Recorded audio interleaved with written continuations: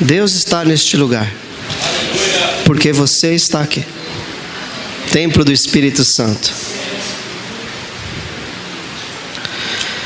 1 de Pedro 3, fica de pé só mais uma vez.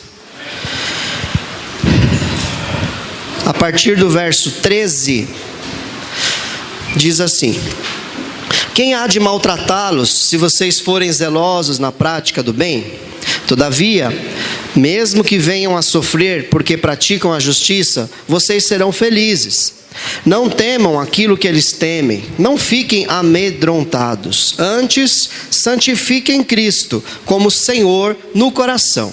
Estejam sempre preparados para responder a qualquer que lhes pedir a razão da esperança que há em vocês. Contudo, façam isso com mansidão e respeito, conservando boa consciência, de forma que os que falam maldosamente contra o bom procedimento de vocês, porque estão em Cristo, fiquem envergonhados de suas calúnias. É melhor sofrer por fazer o bem, se for da vontade de Deus, do que por fazer o mal, pois também Cristo sofreu pelos pecados, uma vez por todas, o justo pelos injustos, para conduzir-nos a Deus. Ele foi morto no corpo, mas vivificado pelo Espírito. Amém. Podem sentar. O versículo base aqui, o versículo 15, que diz: antes santifiquem Cristo como Senhor no coração. Foi a ênfase da mensagem na semana passada. Em pouquíssimos minutos, deixa eu só resumir o que foi dito, que esse é o tema da nossa célula, agora o compartilhar dessa próxima quinta-feira. Eu citei aqui a questão da santidade de Deus, que Deus ele não pode ser mais santo ou menos santo do que ele já é santo, não tem como eu mudar Deus. Então o que esse texto quer dizer quando fala santifiquem Cristo no seu coração? É o termo grego hagiazo, que é o mesmo que tem na oração do Pai Nosso.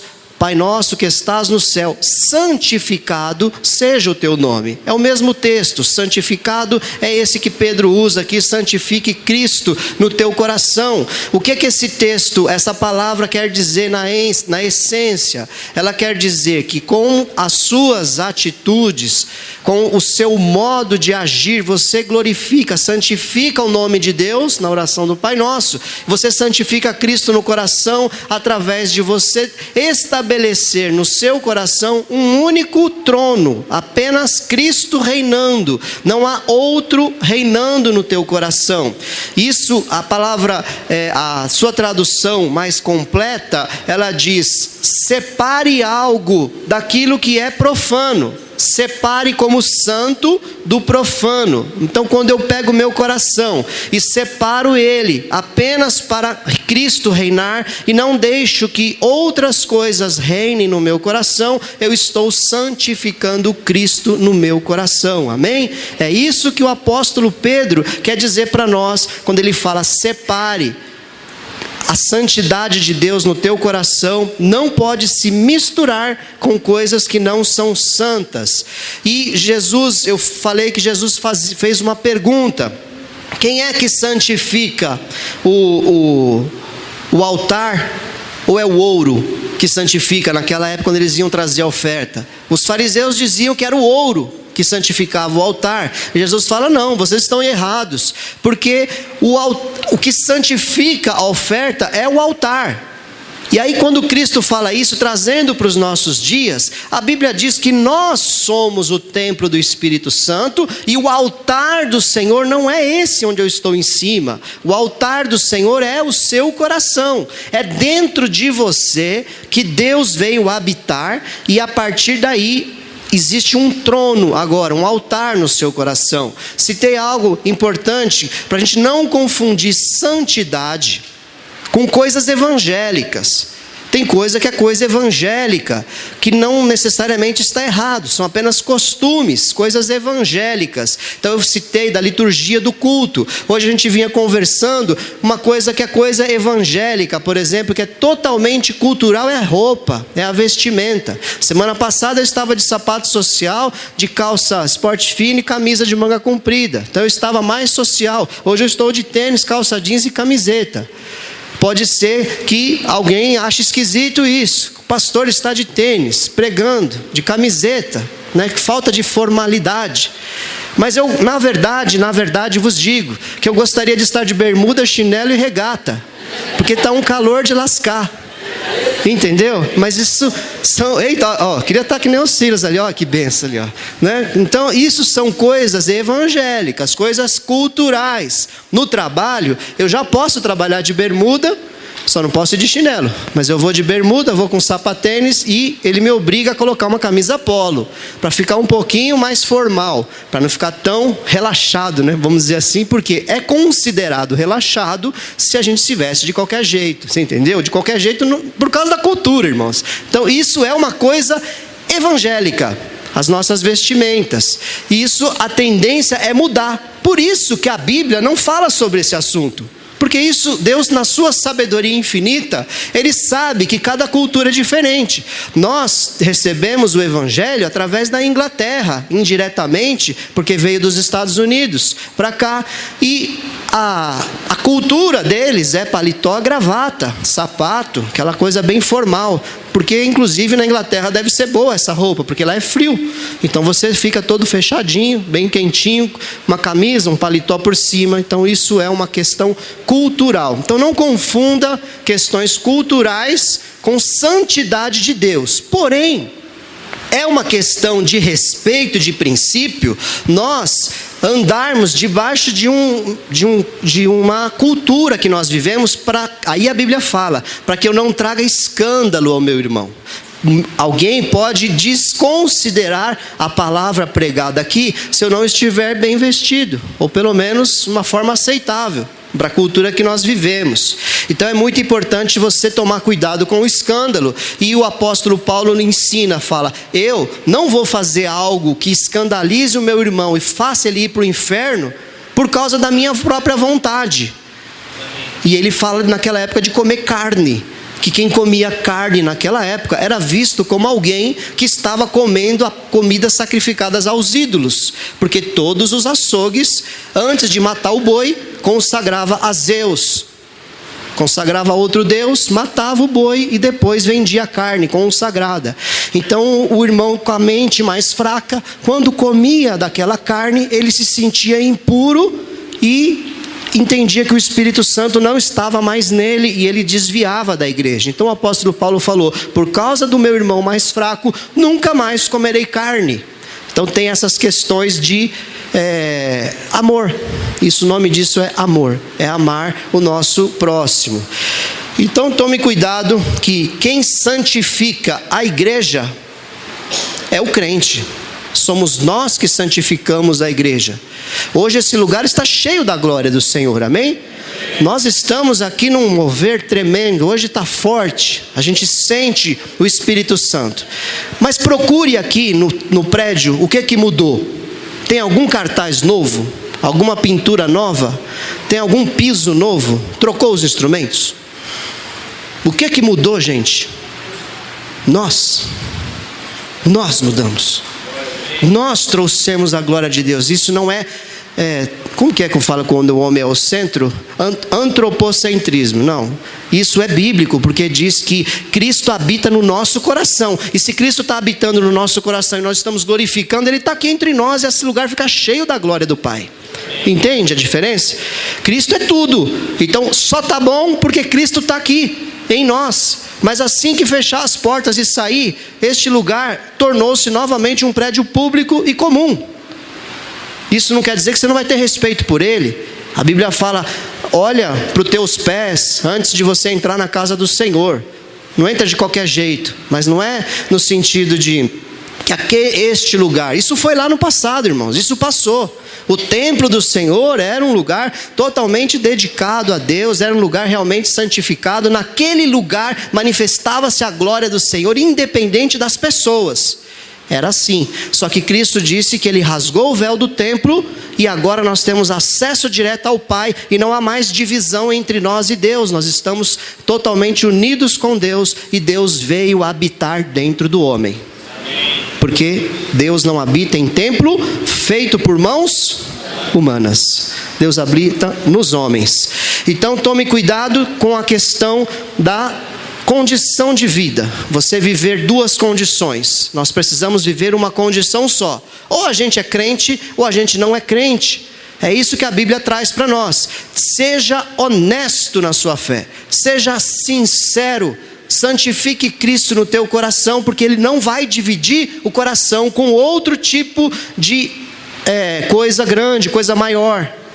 E aí em Apocalipse fala: continue o injusto a praticar injustiça, continue o imundo na imundícia, continue o justo a praticar justiça e o santo a santificar-se. Então esse processo de santificação contínua é o que o Senhor pede para cada um de nós, amém? Então não seja profano como foi Esaú e se vendeu porque estava com fome, por causa de um prato de lentilhas. Ele vendeu a maior preciosidade, que era o direito de filho mais velho, e passou para Jacó e perdeu tudo aquilo. Então tome cuidado, e eu enfatizei bastante a questão dos relacionamentos. Foi muito forte essa parte de você tomar cuidado com seus relacionamentos, porque se eu não consigo me relacionar, se eu não consigo amar o meu irmão que eu vejo, como eu posso dizer que eu amo a Deus que eu não vejo? Então é muito importante você tomar cuidado para não se dividir de ninguém, não virar a cara para ninguém, não ficar sem falar com ninguém, porque isso é totalmente antibíblico. Eu não falei semana passada, mas eu vou falar hoje. Jesus fala em Mateus 5, diz assim: vocês ouviram o que foi dito aos seus antepassados: não matarás, e quem matar estará sujeito a julgamento. Agora Jesus eleva esse princípio e diz: mas eu lhes digo que qualquer que se irar contra seu irmão sem motivo estará sujeito a julgamento. Também qualquer que dizer a seu irmão racá, que significa louco, tolo, será levado ao tribunal, e qualquer que disser louco corre o risco de ir para o fogo do inferno. Então Jesus fala que a nossa oferta, a nossa vida com Deus não é aceita se eu me divido do meu irmão, se eu chamo meu irmão de louco, se eu digo que ele é tolo, se eu me separo dele por algum motivo qualquer que seja. Eu não posso me dividir, e isso é fundamental para que o seu cristianismo, o meu cristianismo, seja autêntico e verdadeiro. Amém, querido?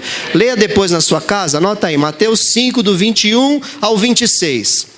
Pastor Mário, por favor, coloque esse texto como mais importante depois de 1 Pedro 3,15, tá? Na primeira parte, esse daqui que fala de relacionamentos pessoais. Oh, glória! Então leve a sério o Evangelho, porque não se trata apenas de ter uma religião. O Evangelho não é apenas uma religião, porque se fosse apenas uma religião, simplesmente nós seríamos ecumênicos. Tá tudo bem, eu escolhi essa e vamos nesse caminho, não precisaria nem evangelizar ninguém e dizer venha para Cristo, porque Ele é o caminho, a verdade e a vida, ninguém vai ao Pai a não ser por Cristo. Nós temos que entender que Cristo nos trouxe esse evangelho, as boas novas da salvação, e é aqui que nós encontramos o descanso da nossa alma, não aqui no local igreja, aqui nessa igreja, mas em Cristo.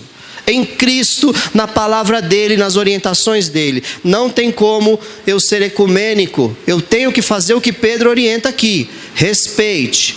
Façam isso com mansidão e respeito, conservando boa consciência. Ou seja, ao falar para as pessoas, eu devo respeitá-las. Mas eu não tenho como aceitar nenhum princípio que seja contrário à palavra de Deus. Tá claro, irmãos? Tá resumido, né? E aí, o que você mais valoriza? Isso tem profanado o altar de Cristo no seu coração? É uma pergunta para nós fazermos, porque a Bíblia diz que aonde está o nosso tesouro, ali está o nosso coração. Então, o que é que tem tanto valor? Honra, o respeito que você recebe das pessoas. Se essas coisas são maiores do que Cristo, Cristo não está no nosso coração. E geralmente a gente se divide porque a gente se sente ofendido.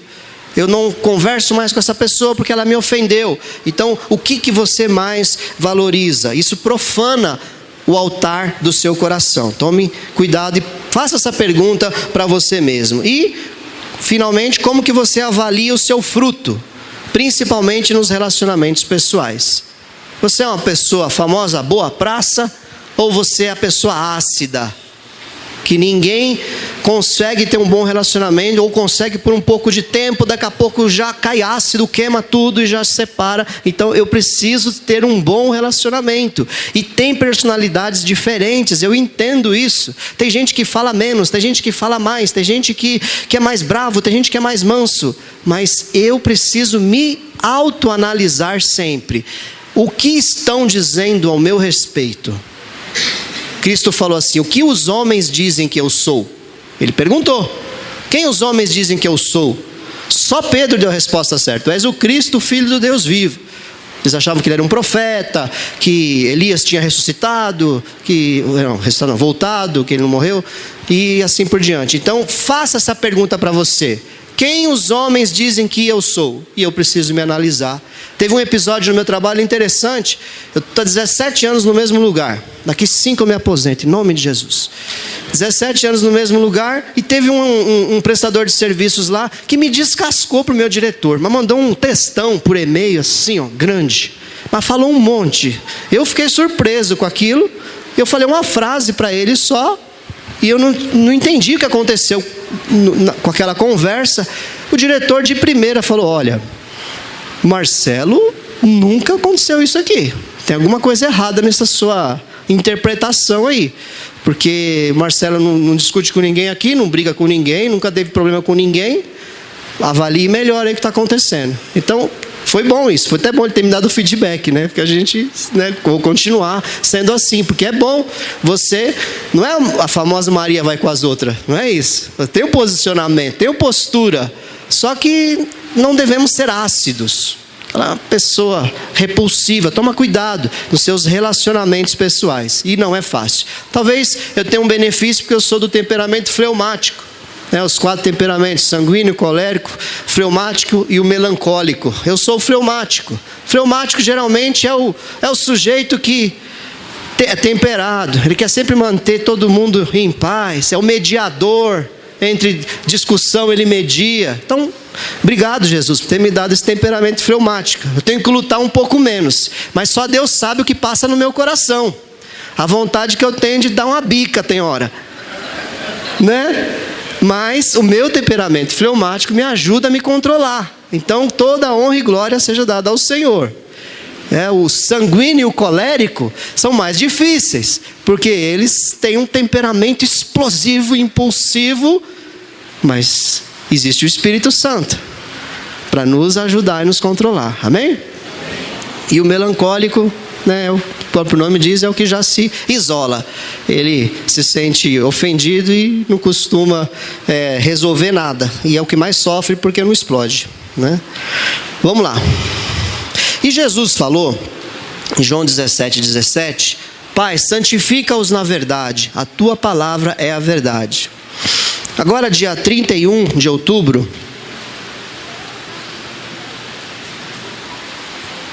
para nós não é o Halloween, mas é o dia do Evangelho.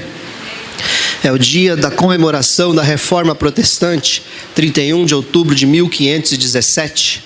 Então nós estamos fazendo 502 anos em que algumas pessoas, atribui-se apenas a Martinho Lutero, mas houveram vários reformadores protestantes que fizeram o que Pedro escreveu aqui, versículo 15, parte 2, que é o que nós vamos pregar aqui nos próximos minutos. Estejam sempre preparados para responder a qualquer um que lhes pedir a razão da esperança que há em vocês. O apóstolo Pedro, ele fala: esteja pronto para dizer por que você crê. Que foi isso que aconteceu com Martinho Lutero, esse monge agostino, que era muito sincero na sua fé. Ele queria muito ir para Deus, mas ele achava Deus um ser tirano. Ele entendia que Deus era um ser malvado, que gostava de sacrifícios, que gostava de punições. E ele diariamente se autoflagelava. pegava e batia com um chicote nas suas costas, ficava todo machucado para pagamento dos seus pecados. E um dia ele foi para Roma para estudar a Bíblia lá no original, e ele se deparou com a carta de Romanos, de Paulo aos Romanos, e ali ele se converteu ao amor de Deus, porque ele entendeu o amor de Deus através daquela pregação do apóstolo Paulo. O evangelho, a carta aos Romanos é chamada de o Evangelho de Paulo, porque ali ele realmente traz as boas novas da salvação, e ele entendeu ali que a salvação é pela graça, pelo favor de Deus, e ele estava equivocado, apesar de sincero no seu posicionamento. Ele entendeu que Deus não se agrada de sacrifícios, que Deus não se agrada de tortura. Não, Deus se agrada de obediência. Melhor é obedecer do que sacrificar, disse Deus. Então, ele entendeu isso, e aí no dia 31 de outubro, em resumo, porque hoje não vim falar sobre Martinho Lutero, ele escreveu 95 teses contra a Igreja Apostólica Romana e colou na porta daquela grande catedral na Alemanha, que era a mídia social da época.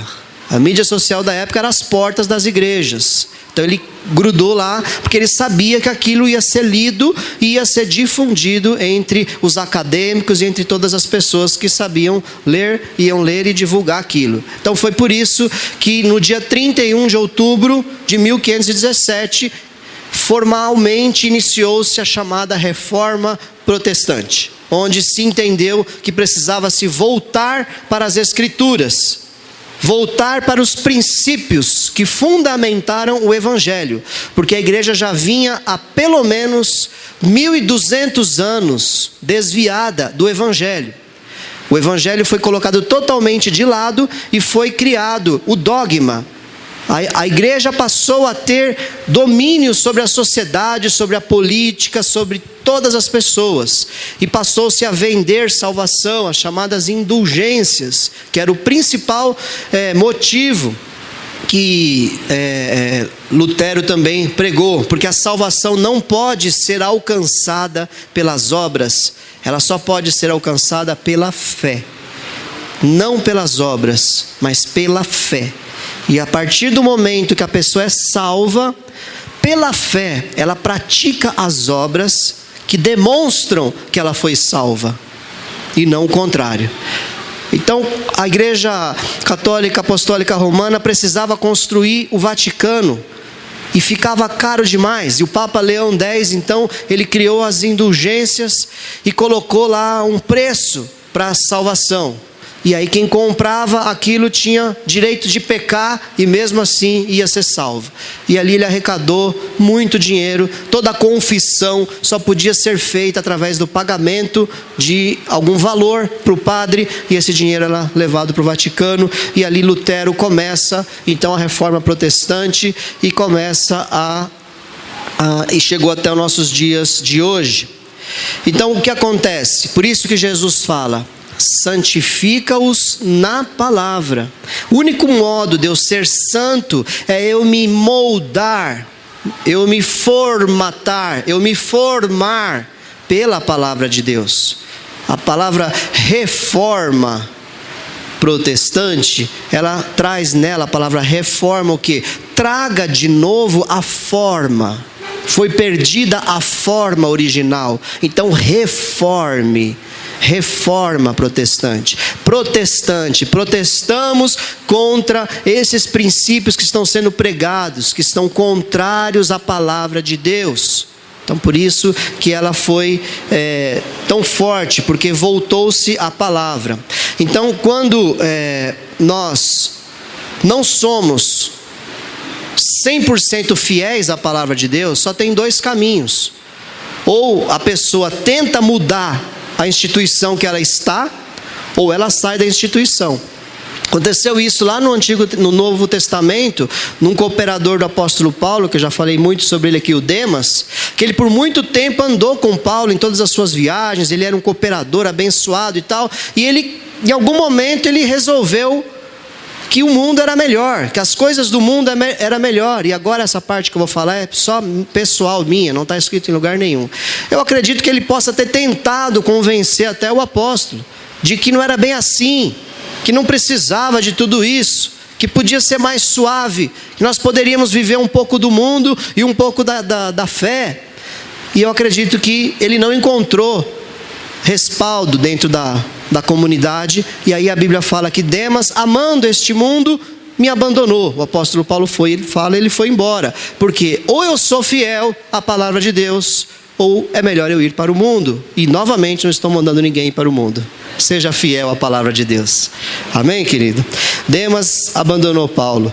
Então, o que acontece? Quais foram os 5 pontos que resumem a reforma protestante comemorada agora 31 de outubro? Esteja atento aí com seu filho na escola, com os Halloweens. Então é dia de não ir para a escola, é dia de ficar em casa mesmo, porque vai ter lá festa consagrada às bruxas. Em 2016, a Dilma Rousseff promulgou esse feriado nacional como dia da reforma, ou dia do evangelho, e foi criada uma revolta aí entre os bruxos, porque acharam um absurdo instituir isso, porque o Brasil é um país laico e não devia ter um feriado assim, que isso é um absurdo. Mas ninguém fala do 12 de outubro, ninguém fala do 29 de junho, que é 12 de outubro, Senhora Aparecida, 29 de junho, São Pedro, se não me engano é 30, 24 de junho, dia do meu aniversário, prepara o presente que está chegando, dia de São João Batista.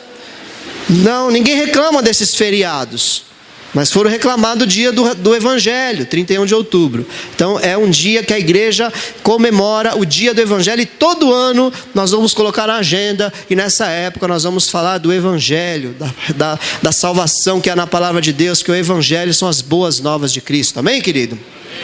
Então tem 5 pontos a reforma protestante.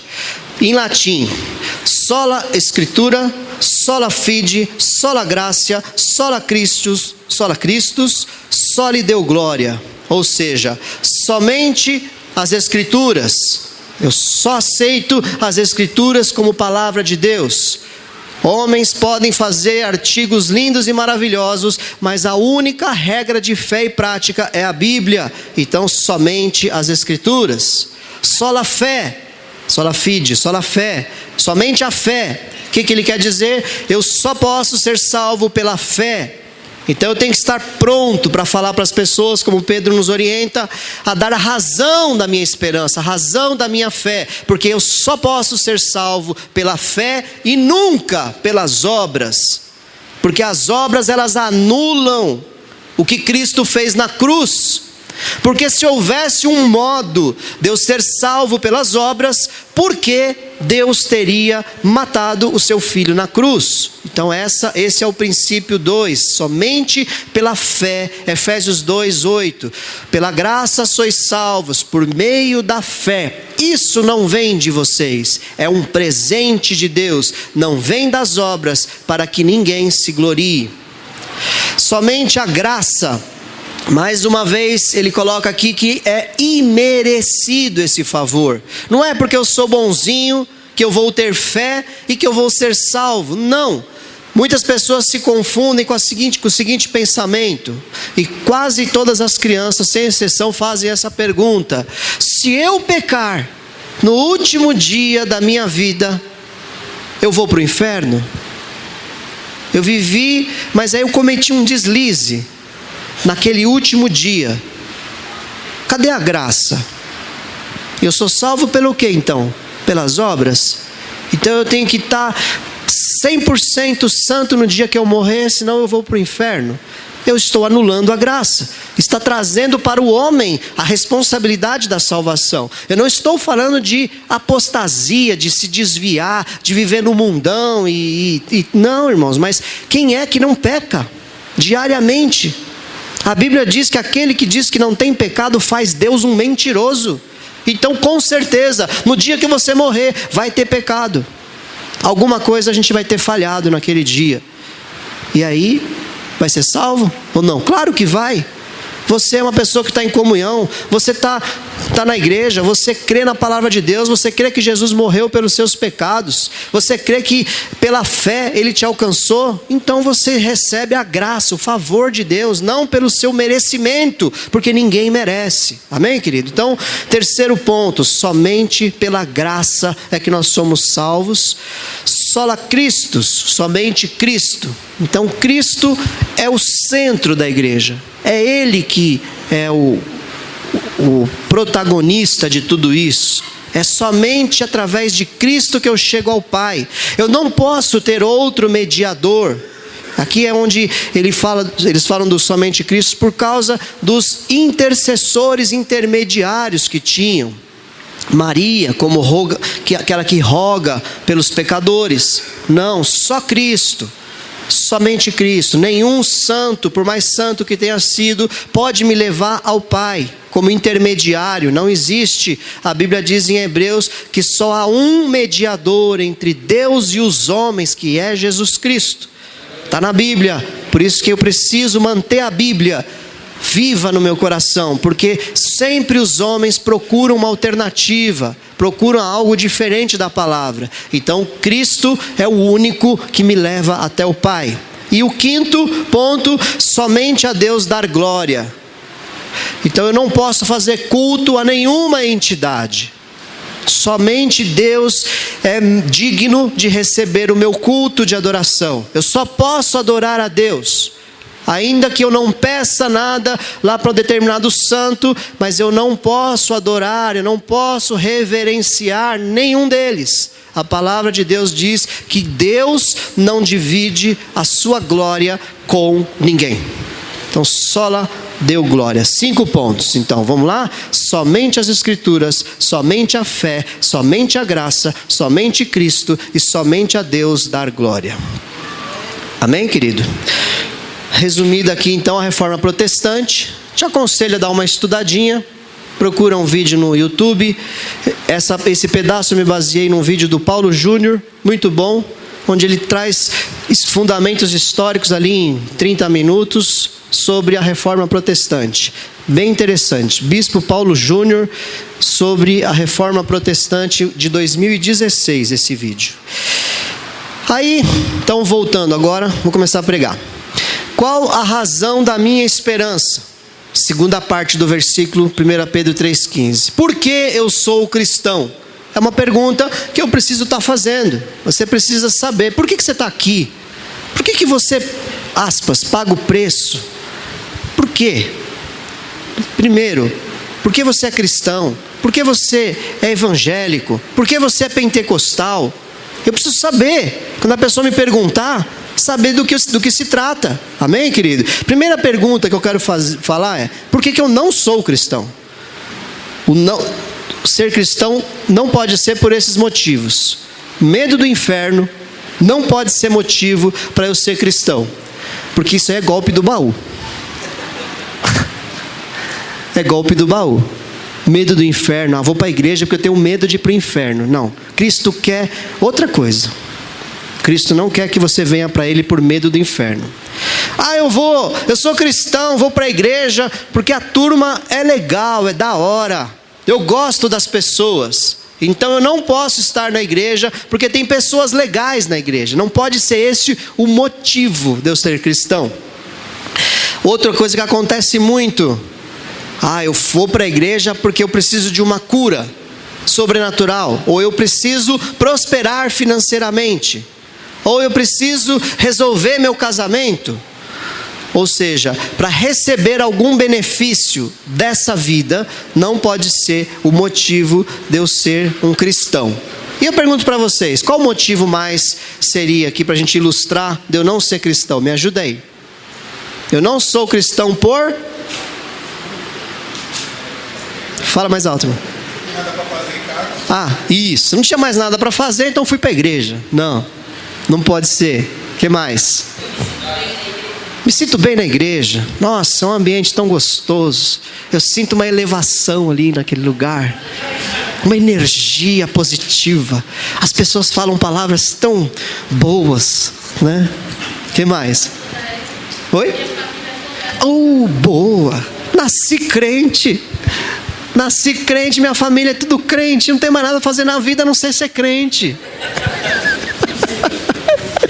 Não, precisa de uma conversão genuína, né?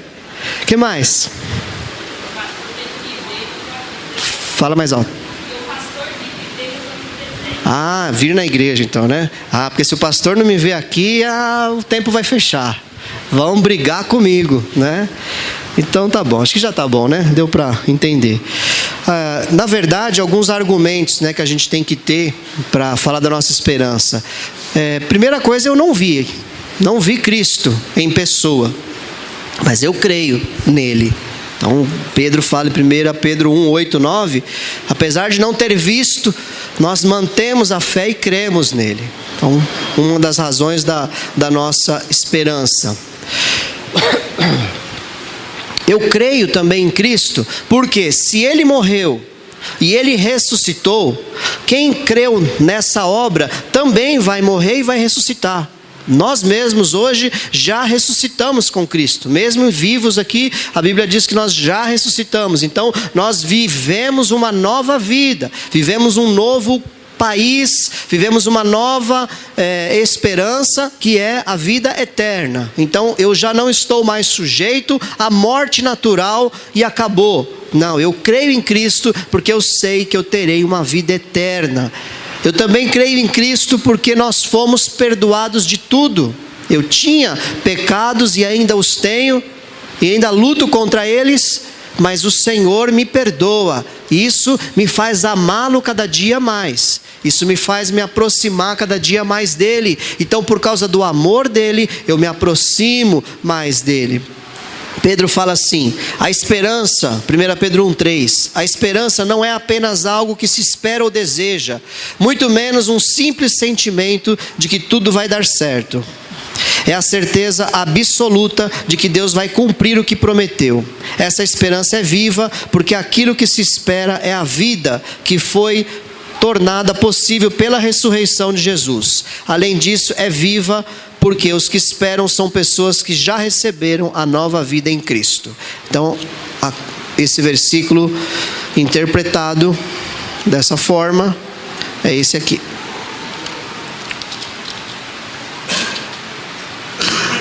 Bendito seja o Deus e Pai de nosso Senhor Jesus Cristo, conforme a sua grande misericórdia. Ele nos regenerou para uma esperança viva, por meio da ressurreição de Jesus Cristo dentre os mortos, para uma herança que jamais poderá perecer, macular-se ou perder o seu valor. Herança guardada nos céus para vocês, que mediante a fé são protegidos pelo poder de Deus, até chegar à salvação, prestes a ser revelada no último tempo.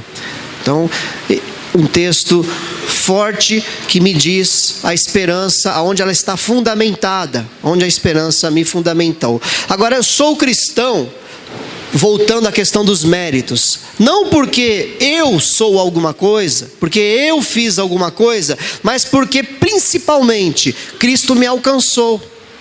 Então, se você está aqui, Cristo te alcançou, Ele veio até você, Ele fez toda a obra de convencimento, Ele te encontrou, te pegou pela mão, te tirou do pecado, te trouxe para a santidade dEle e te incluiu na família do céu.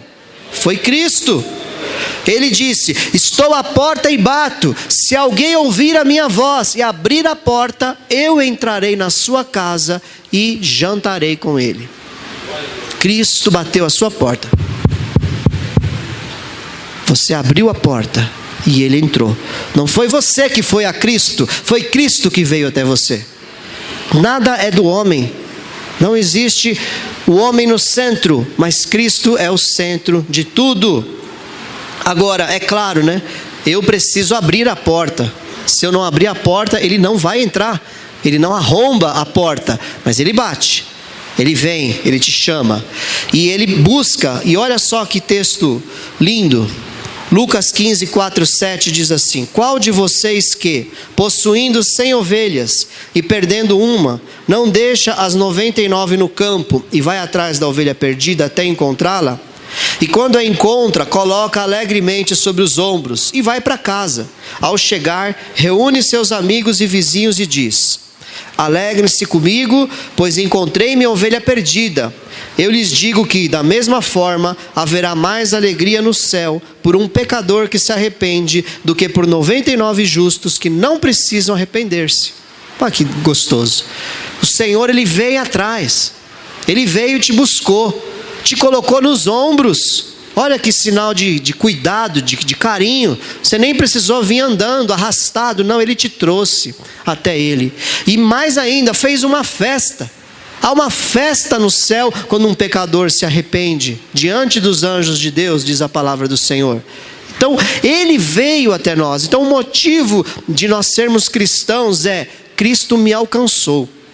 Eu era uma ovelha perdida, e por causa do amor dele, ele veio até mim e me resgatou. E o melhor de tudo, quando ele me levou para casa, ele não me matou para fazer um churrasco, né? Ele pegou você como ovelha e cuidou de você, nutriu você, tirou os carrapichos da sua lã. Eu vi uma ovelha perdida aí muito tempo, uma foto, não sei se aquilo é fake, mas faz bastante tempo, não tinha tanto fake news. Mas ela estava com uma lã tão grandona e toda embaraçada no meio do mato assim, não conseguia mais nem se movimentar, porque a ovelha precisa de cuidado. E Cristo cuida de nós, amém, querido? Ela não é um animal selvagem, não existe ovelha selvagem, só existe ovelha doméstica, que é um animal que precisa de todo o cuidado do pastor. Nosso pastor Jesus cuida de nós, amém, querido? Então, o primeiro ponto, porque eu sou cristão, porque Cristo me alcançou. O segundo ponto é porque Cristo foi o cumprimento das profecias. Porque em primeiro lugar a gente recebe esse amorzão, né? A gente ama e recebe aquele amor, aí só que começa a vir umas caraminholas na cabeça. Começa a vir uns pensamentos paralelos, mas será? Será que é isso mesmo? Então o que a gente tem que fazer? A gente precisa analisar o porquê agora historicamente, arqueologicamente. Eu gosto de ter razão da minha fé. Eu não tenho uma fé irracional. Primeiro foi irracional. Não, eu quero porque é bom demais. Esse amor me alcançou, eu sinto o amor de Deus e fui. Entrei para esse relacionamento com Deus. Mas por gostar de estudar, eu sempre estudei muito isso. E estudando, a gente percebe que era impossível, improvável, não tinha como Cristo cumprir todas as profecias ao seu respeito da forma que foram cumpridas. Foram centenas de profecias. A maneira que ele nasceu, quando ele foi perseguido quando bebê, a maneira que ele pregou, as pessoas que ele encontrou, a pessoa que o traiu, a forma que ele foi crucificado, o que ofereceram para ele quando ele estava na cruz, os amigos que o abandonaram, a sua morte ali torturado, ele indo para uma caverna que nunca tinha sido usada, ele ressuscitando naquela caverna, a entrada triunfal dele antes da sua morte, tantas e tantas e tantas profecias ao seu respeito. Então não tinha como, e está registrado na palavra do Senhor no Antigo Testamento centenas de profecias que não dá tempo da gente citar aqui. Então o que acontece? Muitas das profecias inclusive aconteceram quando ele não tinha controle sobre aquela situação. Não tinha como ele burlar aquilo e forjar aquele cumprimento de profecia. Detalhes como quando ele estava na cruz, e diz o Salmo 69, se eu não me engano, que ofereceram para ele fel e vinagre, quando ele estava nesse momento de tortura, e ele estava na cruz e ofereceram para ele ali esse produto, e ele não aceitou. Então são muitas evidências a respeito do cumprimento das profecias. Amém? Então, primeiro, porque ele me alcançou. Segundo, porque ele tem autoridade. As profecias se cumpriram ao respeito dele. Então, eu creio naquilo que ele falou, porque ele tem autoridade sobre isso. Agora, por que ele deu a sua vida por nós? Não tinha outro jeito? Por que foi dessa maneira? Cristo morreu para pagar os nossos pecados. Ele tinha que morrer. Essa é a razão número 1 da minha fé, porque eu não tenho como pagar os meus pecados, é uma dívida impagável. e Ele pagou essa dívida. Segundo, Cristo, ao morrer na cruz, ao se manifestar, Ele revela para nós o caráter de Deus, quem Deus é. Nós passamos a conhecer Deus através da obra de Cristo. Deus é amor. Através desse amor tão profundo, isso me traz convicção e segurança de que eu estou num barco que não é furado. Eu sei que o amor de Deus não muda. Eu sei que Ele vai cumprir cada uma das suas palavras e que Ele não vai mudar, Ele não vai voltar atrás. Não, Ele vai até o fim. Cristo revela isso para mim na cruz. Ele foi até o fim. Ele não desistiu, apesar de ter querido.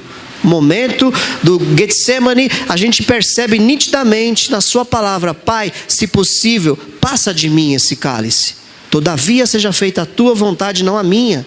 E a vontade do Pai foi essa: sacrificar o seu Filho na cruz, para que nós tivéssemos a vida dele. E o amor de Deus foi manifesto ali. Então, segundo, a cruz, a morte de Cristo revela o caráter de Deus. E terceiro, Cristo morreu na cruz para destruir, conquistar os poderes do mal. A Bíblia diz que: eis que vos dou o poder para pisar serpentes, escorpiões e toda a força do maligno, e nada lhes fará mal algum. Então, quando Cristo vence a morte ali na cruz, Ele também entrega para nós o poder de nós vencermos todos os poderes do mal. Então eu recebo o perdão dos meus pecados, conheço o caráter de Deus e recebo o poder de Deus para vencer toda a força do maligno aqui na terra. Essa é parte da esperança que nós temos em Cristo. Você encontra mais detalhes a respeito disso no livro do John Stott, Por que Sou Cristão? Um livro tremendo também para você ler.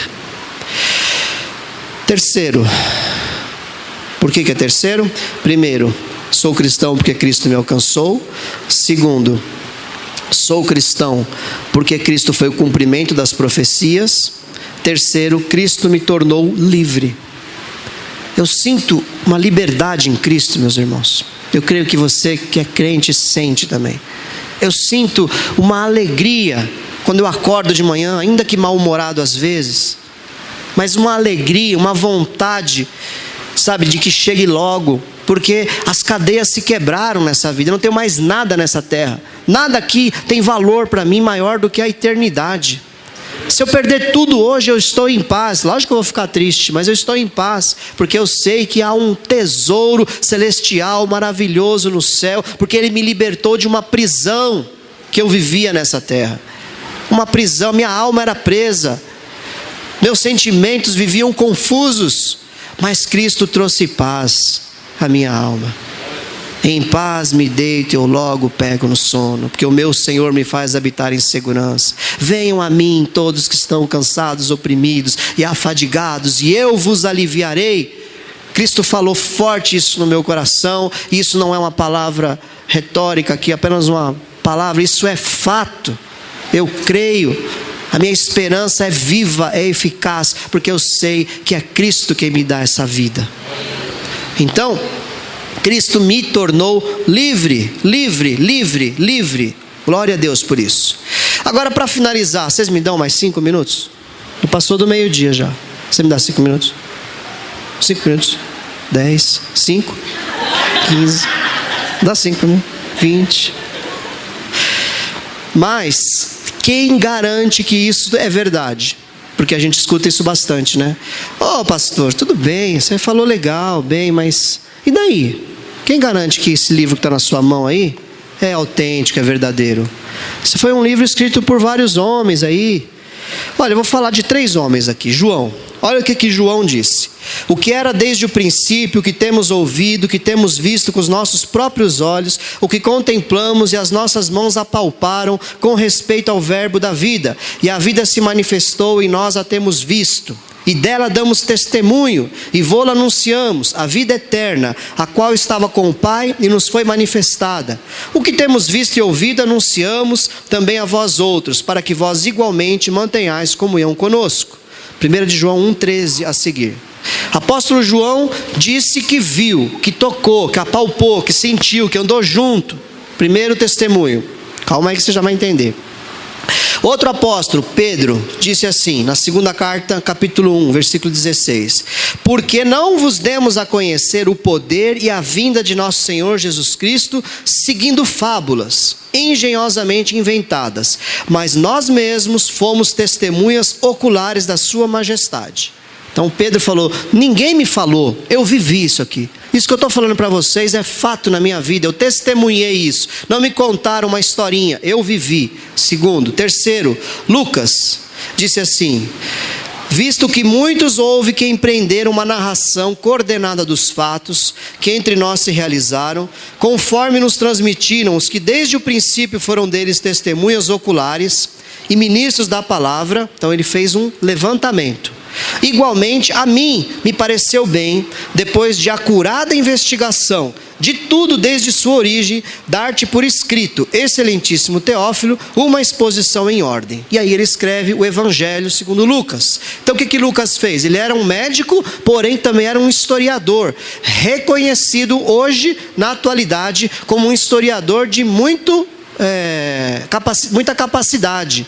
Os fatos que ele coloca em Lucas e em Atos, foram os 2 livros que ele escreveu, são comprovados com datas, com reis, com situações, com nome de cidades que a história registra. Então, como historiador, a pessoa não é nem crente, não precisa ser crente, ela reconhece a tarimba, né, de Lucas como historiador. Então os livros que ele escreveu foram muito confirmados historicamente. E o que Lucas disse? Olha, eu conversei com várias pessoas que viram Jesus, eu não vi, mas essas pessoas viram Jesus, e eu anotei tudo em ordem como foi que isso aconteceu. E ele traz para nós o Evangelho. Então esses 3 homens, só esses 3, todos os outros têm como falar, mas vamos falando desses 3, eles falaram de algo que viram, que viveram ou que testemunharam, correndo um sério risco de perseguição e morte. Então o testemunho da Bíblia é forte para mim, porque os que pregaram esse texto, os que descreveram as coisas que estão aqui, estavam correndo um sério risco de vida, e era muito improvável que eles fizessem isso pregando uma mentira, porque a morte não era pouca coisa, não era um tiro na cabeça, era queimado na cruz, era crucificado das piores formas possíveis, era lançado na arena para os leões, e não só a pessoa, mas a família toda era lançada. O apóstolo Pedro, quando pregava junto com João, foi preso, foi levado até o Sinédrio, foi julgado. E ali Gamaliel fala, não adianta perseguir essas pessoas. Se isso aí for uma mentira, isso vai acabar sozinho. Mas se for uma verdade, nós estaremos lutando contra Deus. E ali bateram em Pedro e em João, dispensaram eles, e eles ficaram felizes por terem apanhado por causa do Evangelho. Então, eles tinham um testemunho forte. E eu tendo a acreditar em alguém que conta uma verdade e coloca o seu pescoço em risco. E o testemunho apostólico é muito forte. Pedro foi crucificado. Vou falar dos apóstolos aqui. André foi crucificado. Mateus foi morto pela espada. O único foi João que morreu de morte natural, porque Jesus falou que ele ia morrer de morte natural. Tiago, filho de Alfeu, foi crucificado. Filipe foi crucificado. Simão, que não é o Pedro, é outro Simão, foi crucificado. Tadeu foi morto a flechadas. Tiago, irmão de Jesus, que apesar de não estar entre os 12 apóstolos, depois da morte de Jesus se converte, se torna um apóstolo, foi apedrejado. Tomé foi traspassado por uma lança. O Bartolomeu foi crucificado, e o Tiago, filho de Zebedeu, também foi morto pela espada. Olha só, todos eles, com exceção aqui de João, foram mortos de forma terrível, porque pregavam algo que acreditavam, que viveram e que viram. Se Cristo não tivesse ressuscitado, a Bíblia diz que a nossa fé é em vão. E o que eles pregavam? Cristo ressuscitou. Essa era a mensagem. Convertam-se, arrependam-se, porque o Cristo, aquele que vocês mataram, Deus o ressuscitou e o fez o Senhor de todos. É muito improvável que aqueles homens covardes, Pedro que negou Jesus 3 vezes, agora diz, eu não sou digno de morrer como meu mestre, me crucifica de cabeça para baixo. um covarde, como é que muda do dia para a noite assim? O incrédulo Tomé, eu só creio se eu ver. Se eu não tocar o dedo nas feridas dele, eu não vou crer. Como é que ele morreu? Passaram uma lança nele porque ele não negou Jesus. Como que um homem tão incrédulo de repente muda do dia para a noite? Cristo só pode ter ressuscitado, ou esses caras usaram uma droga muito louca. Só pode. Não tem como. Eles viram Cristo vivo, irmãos. E por isso eu creio nessa palavra que eles escreveram e que já foi confirmada na sua historicidade muitas vezes. Então, a minha base doutrinária é a palavra do Senhor. Então, você e eu precisamos estar preparados para dar razão da nossa fé. Você não precisa ser um estudante de teologia, mas isso tem que estar forte no seu coração, para que você não se desvie do caminho do Senhor. Porque cada dia mais a modernidade tem oferecido caminhos alternativos. O diabo não vai tirar você de dentro da igreja, mas ele quer que você permaneça na igreja com um caminho alternativo à fé. E isso não é bíblico. Os nossos apóstolos, irmãos, morreram por pregar essa verdade. Cristo morreu, ressuscitou e vai voltar para buscar uma igreja santificada, que santifica Cristo no seu coração. Amém, querido? Então, em Cristo nós encontramos Deus. Todo ser humano busca no seu coração Deus, e Cristo realmente nos traz essa paz, esse encontro, essa alegria de termos encontrado ao Senhor. Cristo realmente é a resposta, é a busca dos nossos corações. Essa é a razão da esperança da minha fé. Amém, querido? Então, aplicação prática: esteja pronto para quem responder a quem questionar a sua fé. Por que você é cristão? Aí você não vai responder aquelas coisas lá. Você vai responder porque Cristo morreu, ressuscitou e vai voltar para me buscar. Eu creio na sua palavra, eu creio que Ele está vivo e Ele falou comigo hoje, como Wesley falou aqui. Nós temos que estar pronto. Não seja ecumênico, seja tolerante, mas não aceite a posição contrária à palavra de Deus. Eu não vou matar ninguém porque não crê como eu creio. Eu não me separo das pessoas porque creem diferente de mim. Mas eu não tenho como concordar com aquela fé distorcida diante dessa palavra, a palavra de Deus. Então não tem como eu fazer um culto ecumênico. Isso para mim é a maior aberração que existe, é um culto ecumênico. Onde você tem o pastor, onde você tem o rabino, onde você tem o padre, onde você tem o budista, o monge, onde você tem ali o espírita. Não tem como. Deus disse que Ele é um só. Ele não se divide no ecumenismo. Isso é a parte mais forte dessa mensagem. Espero que você não me entenda errado. Mas não tem como eu ser ecumênico, porque senão eu estaria negando aquilo que os meus irmãos morreram ao pregar essa verdade. Não tem outro jeito de ser salvo a não ser através de Cristo. Amém? Porém, não seja chato.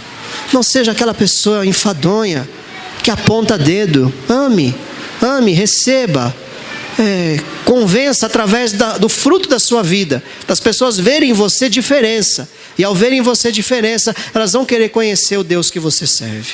Amém, querido? É isso.